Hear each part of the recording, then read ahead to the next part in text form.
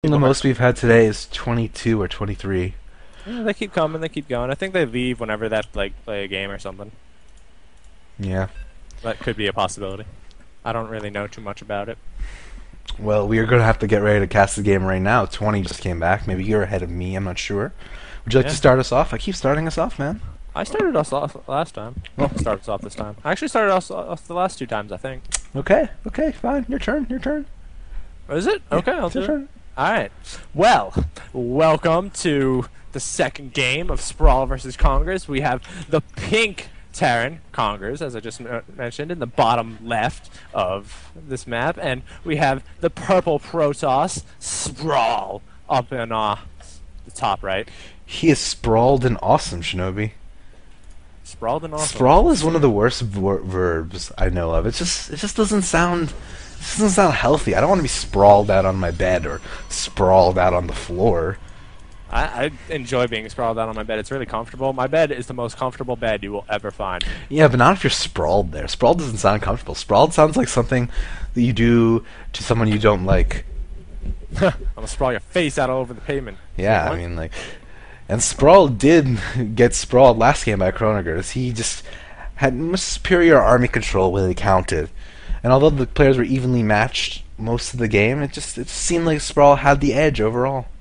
Yeah, he really did have an advantage throughout the entire game, applying pressure when he needed. Sproul just, I mean, he tried to apply pressure, but it just really hurt him in the end. Yeah, it did seem to do just that. And I like Zelnaga. It's just so much fun. I know I like the secret hallways. There's so many aspects of this map that make it complex and simple at the same time. Like your third base, it's really difficult to decide where you take your third base. There are three options, generally speaking. The gold, that third that's protected by rocks that makes it difficult to defend, or rather it takes longer to defend, and that far third that could be taken as a secret expansion, and all of them have positives and negatives to them. I think one of the aspects of Zelnaga Caverns that we haven't explored quite yet is that little spot ramp on the bottom of the third base, the far right third base or far left third base, where there's enough to build a whole base of units, base of unit producing structures. I think players underutilize that spot, if any spot on this map. It's very true. It's not really used that often, and I can understand why it's not. I mean, it's so far away from your main that you never really get around to using it, and the only people, I mean, Terran and Protoss are the only people that could really utilize it. Zerg, if they grab it, it's just going to be so far away from the base that they can't just use it as a mining But I thing. feel like that's a good spot to put like an overlord dropping creep in a spire. Whoever checks that spot in the corner, you know. It's very true. I don't think I've ever seen a scout pattern that checks that exact spot. And we do have both players playing pretty normally. One gas. Oh wow, actually a second gas for our Protoss player. A little early. I'm not sure exactly what his plan is. Maybe going 3-gate Sentry expand, or maybe even a 3-gate Stargate, which is so powerful for Terran these Yeah, days. he's definitely going to go for some sort of high-tech play, obviously. And we'll just have to wait to see what his next building is, really. And that'll pretty much tell us what he's going to go. Kronigers right now does have the oldest Terran build in the book. The one tech lab, one reactor, 2-bit racks opening. It's probably like the first build to come out in beta that was widely used as a standard build. And it's so solid still. It just gives you the right amount of units to survive. It gives you that tech advantage to upgrade your units very quickly. And it lets you expand easily because you don't spend that 150 minerals and whatever, 50 minerals lost mining time that it takes to make that third barracks. Yeah, I mean, it's just so useful because you can continually build Marauders while you tech up. You have constant production of 2 Marines at the same time, and it's so useful. You don't really ever really need to grab that third until, you know, a few more minutes into the game. And 3 gates being put down by our Protoss player. He did just put out another pylon. I don't know why I told you that. It's very fascinating. It's very important to this game, that pylon. That one pylon right there, never gonna die. Nope, right there. That is the invincible sprawl pylon of doom. That one's gonna spawn, like, carriers out of its wings. It's gonna become a mothership. It's gonna fly up and it's gonna shoot its little rocks at the enemy. Gonna kill every Marine in the game. Remember in May when that guy was like the world's gonna end and everyone was freaking out? Well, that pylon is the reason for that. Yeah, it got built a little bit too late. And we have a little bit of a push by Congress. There Sprawl could easily hold off this push. One good force field could isolate a Marauder and make it very easy to take off. If he just targets down those Marauders with those Stalkers, those Marines will go down very easily. He was And actually just going for his expansion, so this could be really bad. I mean, Congress managed to delay the expansion, which is always a good thing. And now he could throw down his own, which he is doing, and now he's throwing down another factory and a barracks and pulling back and letting Congress get his own up, which is going to be a little bit delayed because of that push. And Conger's playing very smart right now. Looking at the side there. I'm sorry, Sprawl's playing smart. He went up into the grass, tried to check if there was anything there. Maybe his units were there, and now he's moving out across the map. 3 gates is enough to do a little bit of early pressure. It can actually kill your opponent if you need to, though it's not designed to. It's designed to really get your units out there pressuring, scouting as you pressure. And he does have that proxy pylon all the way at the bottom here, so it does look like he's going to do that 3-gate pressure early on. I mean, if Congress decided to keep his army out there and fight the Protoss army, then Sprawl could have gotten a Zealot surround on him, and that would have been devastating to the army, not being able to stutter step back. Yeah, absolutely. Terran and Bio Balls are so dependent on micro. Versus Zerg, you have to split your Marines for Banelings, for Protoss. You need to make sure those Marauders are hitting the Stalkers and making sure the Zealots don't do any damage to the Marines.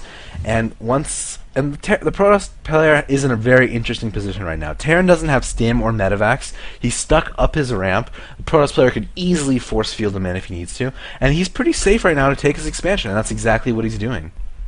Yeah, he could have taken it as he began to move out. I don't know why he really didn't decide to do that. He was up at 1,000 minerals for a while, and the entire time he was marching down, the only thing he had producing was that one pylon. So we do see a reactor being put down on that factory. I'm sorry I cut you off, Shinobi. I didn't mean to cut you off. It is okay. It's really important. It is. It's actually for his starport, so he can start producing massive amounts of medevacs, start his draw play, keep his army well supplied, and really start utilizing his stimpack that he has researching right now.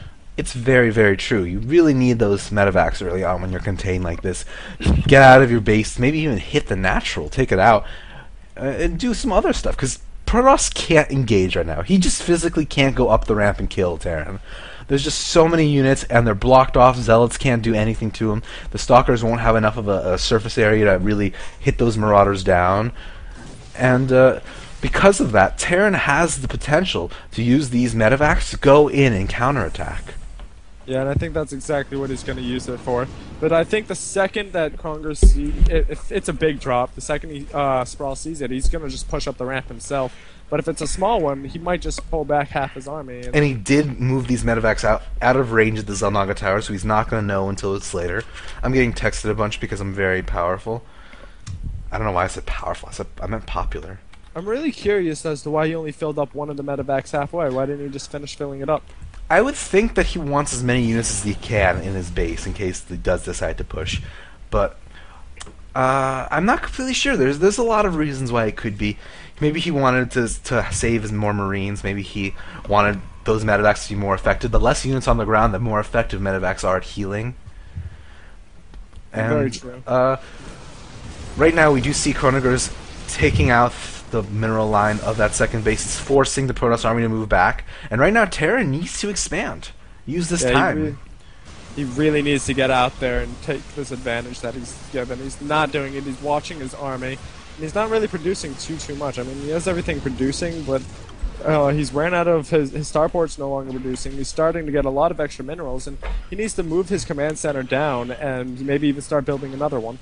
Yeah, absolutely. And Kronigers is dropping again in the main. I don't think I agree with this. He's just going to lose those units. But wow, a lot of Stalkers being picked off here, doing such a great job using those Marauders to target down the Stalkers. And oh wow, he lost more Stalkers than I ever figured he would.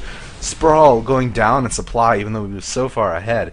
And right now the Terran player is free to expand. And this game has sort of evened out now that Nexus is gone. It was a really good decision, and now he should really think about start building a second one right now because he has this advantage. Sprawl needs to rebuild his Nexus because that got taken out, and now he has to rebuild his army.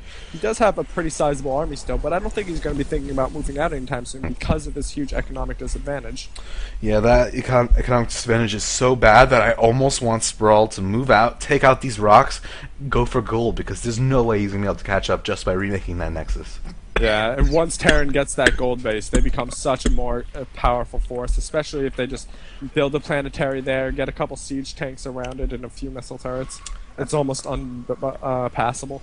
I was talking about the Protoss player, man. You're always rooting for the Terran player. I'm just saying. I thought you were talking about the Terran because the Terran is in such an advantage right now. He has. He's in an advantage though. I'm saying Sprawl to get back in this game should get the goal. Yeah. Didn't think before he. I'm just kidding. Well, he Shinobi does need to get likes it, to but get with this intimidated. army that Conger has, it'd be really hard to maintain it. And in the end, it might just be a waste of minerals to grab it. Very, very true. And there is a force on both sides of the line right now. The Protoss force is much more dangerous right now. It does have those powerful Colossus units in the fray, but there aren't many Zealots to tank, and they're sort of stuck in the middle. So those Stalkers might take a lot of more damage than they thought. And oh, targeting on the Colossus! Great army control by Kronigers, and wow, that might be the deciding factor in this game more than anything else so far that's happened. And with those Colossus gone, I don't think there's going to be much of a chance for Sprawl to really get back into this game. I don't know if Coningers has Targeting it down again! Oh no, another Colossus going down. Yeah, that is it. This attack has done all the damage it's ever going to need to do. He could just slowly pull back or kill all these Stalkers, his choice. And yeah, you just can't lose your Colossus like that. You need to keep them behind your units. And Yeah, even though there's the Kronigers had, Sprawl had the bigger army, Kronigers just took advantage, once again demonstrating his superior army control. And with that economic lead, with that unit, with that micro lead, it was hard for Sprawl to come back into it. Yeah, what Sprawl needed was he really needed to get the Thermal Lance. Without that, the Colossi just doesn't have the power it needs against a Bio Ball, and it allows him to get picked off that easily. It's very Even true. with good micro, you can still just... He had the tank targeting it down, which has almost the same range as the Colossi, and he was in terrible shape during that fight. Okay, opinion. Marauders, -1 range. What do you think? I think they're pretty balanced out right now. I think Marauders have too much range. I think they shouldn't be able to pick off Colossus so easily. It kind of makes sense. Oh, he did get Thermal Lance, Ice Passion instead. I guess I must have missed that. No, he didn't. He didn't have the range. He attacked, moved, and the Colossi moved up into it. Oh, well, either way, it was a bad engagement by him. The Zealots were in the middle of the army. You really need those Zealots separate so they can tank, so the Stalkers can do damage and not be just getting ripped apart by the Marauders. Overall, it was a strange sort of engagement, and I think Kronigers deserved to win that game. Yeah, he definitely had the advantage there. I mean, he was locked into his own base, but during that he was teching up. And if he did get Thermal Lance, my apologies, I didn't see it, but he didn't use it correctly. He let his Colossi get way too close, and that was his problem.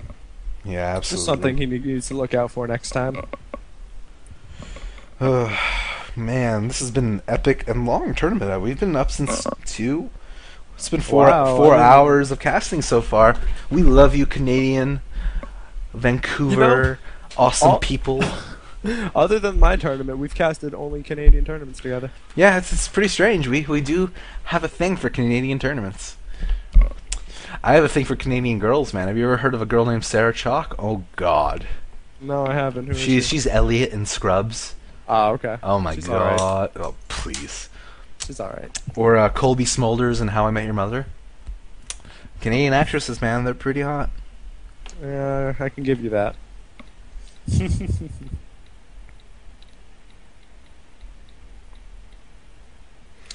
And my family's mad at me. They just texted me, "We hate you because you didn't come to our barbecue." But I don't really like barbecues when it's raining outside. Yeah, personally, not a big thing for No. wet barbecues. It is fun though when you're with friends and you're doing it. Yeah, not That with was family fun. though. Not with like your aunt Meredith, and my aunt's name isn't Meredith, but that's like the most cliche aunt name. Seriously. It's all good.